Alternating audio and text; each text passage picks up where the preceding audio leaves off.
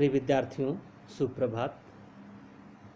इस वीडियो में हम लोग भारत के वायसराय लॉर्ड वेलिंगटन के समय में हुई महत्वपूर्ण घटनाओं को देखते हैं। लॉर्ड वेलिंगटन का टाइम पीरियड कार्यकाल 1931 से 1936 ईस्वी तक था। इसके समय में द्वितीय गोलमेज सम्मेलन की शुरुआत लंदन में हुई और महात्मा गांधी एकमात्र इस दूसरे गोलमेज सम्मेलन में कांग्रेस के एकमात्र प्रतिनिधि के रूप में शामिल हुए।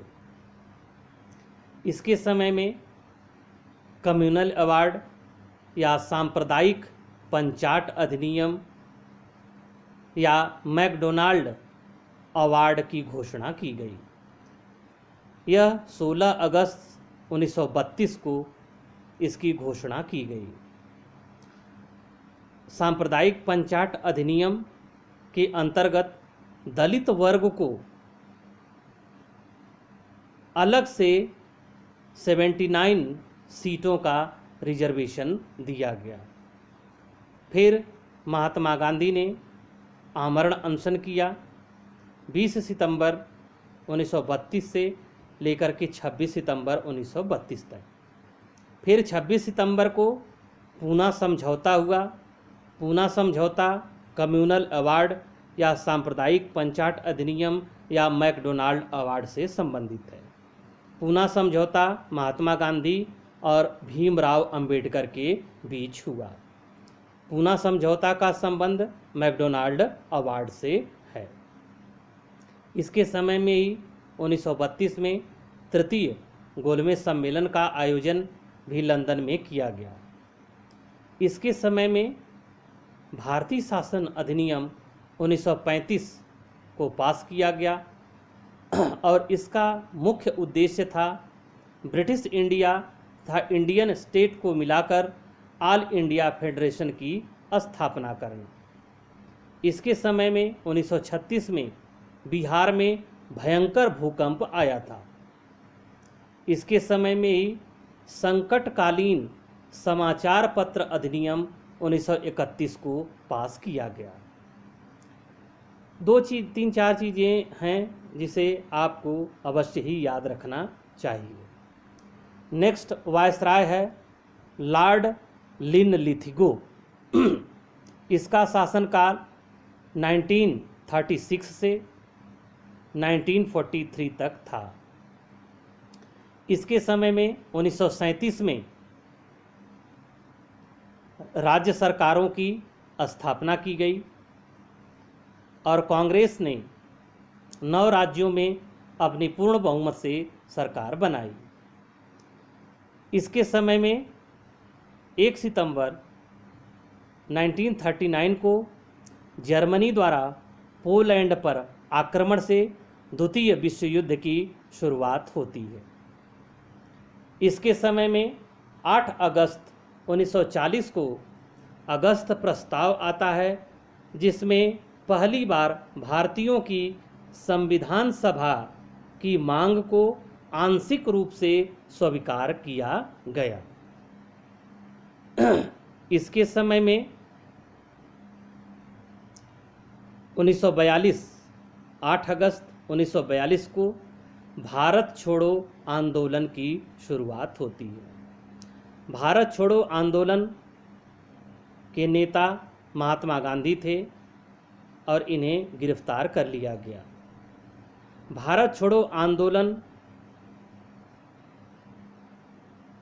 को 0 या शून्य काल की संज्ञा दी जाती है। 1943 में बंगाल में भयंकर अकाल पड़ा।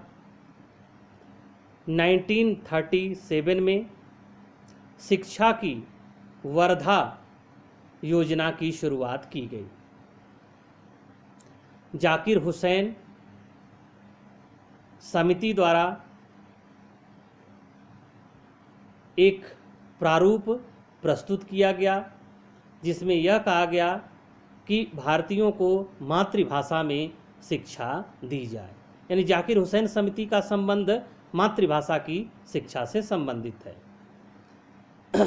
मोहम्मद अली जिन्ना ने 22 दिसंबर 1939 को मुक्ति दिवस मनाने की घोषणा की। जब कांग्रेस की राज्य सरकारों ने त्यागपत्र दिया तब मोहम्मद अली जिन्ना ने मुक्ति दिवस मनाया। मोहम्मद अली जिन्ना द्वारा मार्च 1940 में द्वि राष्ट्र के सिद्धांत का प्रतिपादन किया गया और पाकिस्तान की मांग की गई।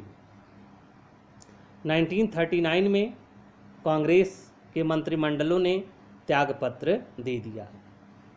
बम्बई औद्योगिक विवाद अधिनियम 1938 में इसके समय में पास हुआ।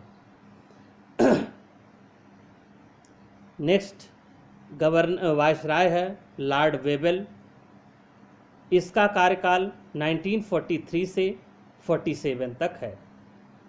इसके समय में शिमला सम्मेलन का आयोजन जून 1945 में किया गया। यह एक सर्वदलीय सम्मेलन था, लेकिन इसका कोई परिणाम नहीं निकला। इसके समय में कैबिनेट मिशन की घोषणा की गई। 1946 में कैबिनेट मिशन मार्च 1946 में भारत आया और कैबिनेट मिशन के 3 सदस्य थे, स्टेफर्ड क्रिप्स, पैट्रिक लॉरेंस और A.B. अलेक्जेंडर। कैबिनेट मिशन की रिपोर्ट के आधार पर भारतीय संविधान सभा का गठन किया गया और भारतीय संविधान का निर्माण किया गया। जुलाई 1946 में संविधान सभा के लिए चुनाव हुआ और यह चुनाव अप्रत्यक्ष था। सांप्रदायिक आधार पर विभाजन किया गया और संविधान सभा के सदस्यों की संख्या 389 निर्धारित की गई। संविधान सभा की पहली बैठक 9 दिसंबर 1946 को डॉक्टर सच्चिदानंद सिन्हा की अध्यक्षता में हुई।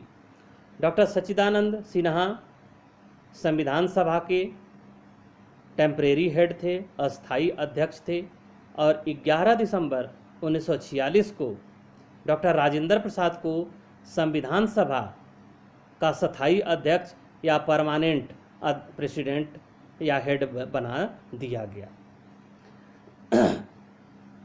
लॉर्ड वेबल के समय में जवाहरलाल नेहरू की अध्यक्षता में अंतरिम सरकार का गठन किया गया।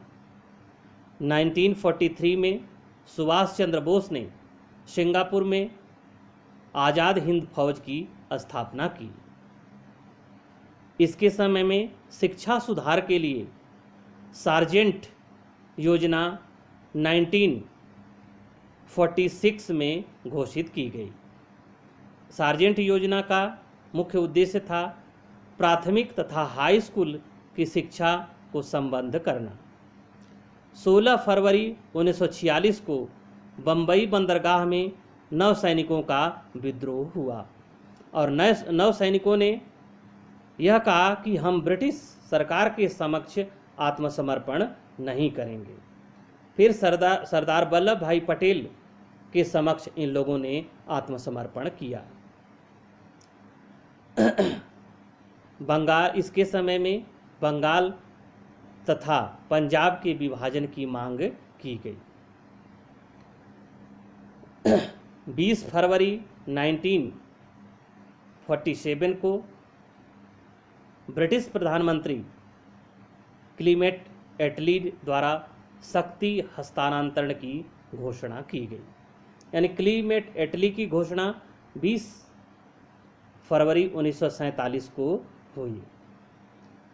अब है लॉर्ड माउंटबेटन। लॉर्ड माउंटबेटन 1947 से 48 तक भारत का वायसराय रहा। इसके समय में 3 जून 1947 को भारत विभाजन के लिए माउंटबेटन योजना की घोषणा की गई। यानी 3 जून 1947 को जो योजना प्रस्तुत की गई उसे माउंटबेटन योजना के नाम से जाना जाता है। जुलाई 1947 में भारतीय स्वाधीनता एक्ट को पास किया गया। 15 अगस्त 1947 को भारत और पाकिस्तान दोनों आज़ाद हो गए। 14 अगस्त को पाकिस्तान और 15 अगस्त को भारत आज़ाद हुआ।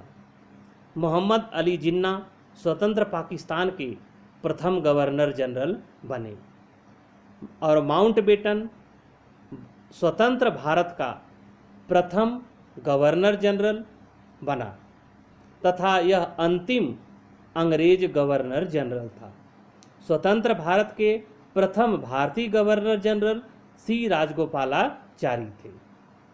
इसके समय में खेर समिति शिक्षा के सुधार से संबंधित थी, उसका गठन किया गया। इसके समय में शिक्षा के लिए राधाकृष्णन आयोग का गठन 1948 में किया गया। राधाकृष्णन कमेटी की रिपोर्ट के आधार पर ही 1953 में यूजीसी का गठन किया गया और 1956 में यूजीसी अपने कार्यकारी रूप में अस्तित्व में आई। ये सारे कुछ महत्वपूर्ण तथ्य हैं गवर्नर जनरल की श्रृंखला में और वायसराय की श्रृंखला में। तो आप लोग इन सारे फैक्ट्स को याद रखना, क्योंकि प्रतियोगी परीक्षाओं में यहाँ से अवश्य ही प्रश्न पूछे जाएंगे और इसे आप सभी लोगों को याद रखना चाहिए। Thank you.